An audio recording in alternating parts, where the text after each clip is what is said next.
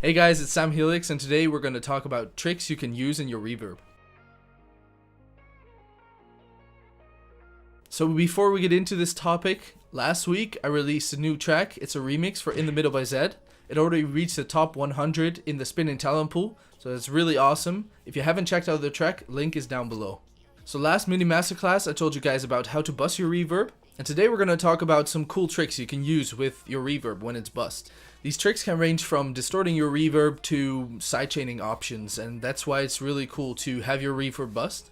That's why I'm going to show you guys how I use it in my tracks. So let's jump right into FL Studio and I'll show you guys what it's all about. So okay guys, here we are in the project of my remix for The Middle by Zed. It's a fairly big project, not too much going on actually. I don't do that many automations in here, but that's not why we're here. We're here for the reverb. So I'm just going to show you how I do the reverb. In the previous video I showed you guys how to layer your leads. So we have 1 layer, 2 layer, 3 layers. These layers, we're going to focus mainly on these. And they are actually bust to these 2 reverbs. So we got reverb 1. Reverb 1. Well, let's give this a little yellow color. And reverb 2. So we got the yellow reverb and the blue reverb.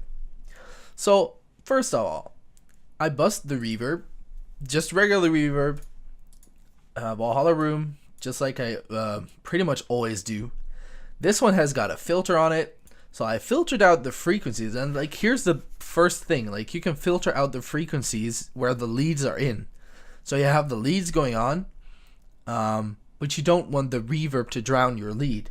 So you can filter the frequencies out a little bit, and leads are usually around 1k hertz, between 1,000 or 2,000 hertz.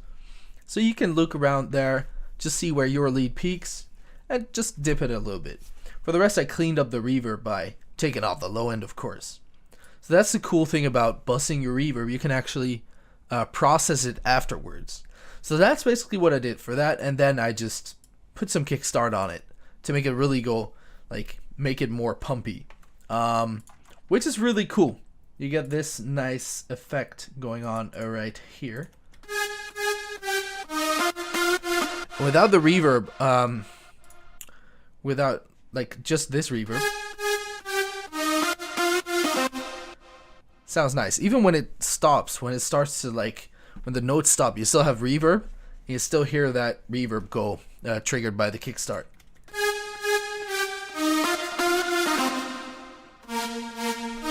So without processing, it sounds like that, and with processing, it sounds like.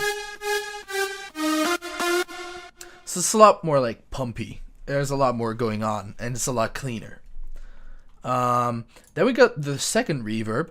You can see this actually has a fruity limiter on it with a compressor. So what this does, this is a sidechain compressor. It compresses on the lead drop. So whenever the drop lead plays, whenever this channel gets triggered, reverb 2 does not play. But as soon as it ends, it starts playing. For the rest, I just did the same. See? EQ'd it to get to remove the frequencies, and then use some kickstart on it. But the main attraction here is this limiter. And you can use any kind of sidechain compression, of course, to sidechain your leads, or your reverb to your lead, basically. But it sounds really cool like this. See, you can really hear when the lead stops playing. You really get this reverb that starts kicking in, and you really get all this space in your mix.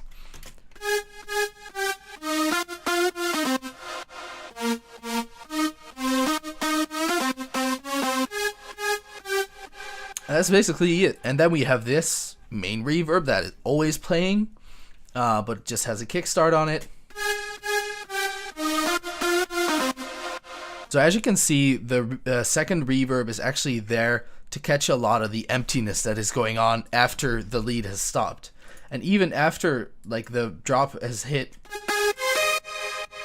you get something to really go smoothly into the break.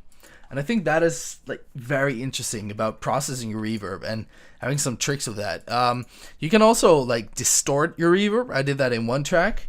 You got to be really careful with that though. It can go wrong so quickly.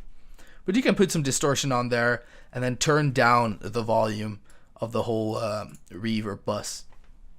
But I should just suggest, if you just process it with some reverb and some kickstart, like some sidechain, I think that is like the most clean way to do it.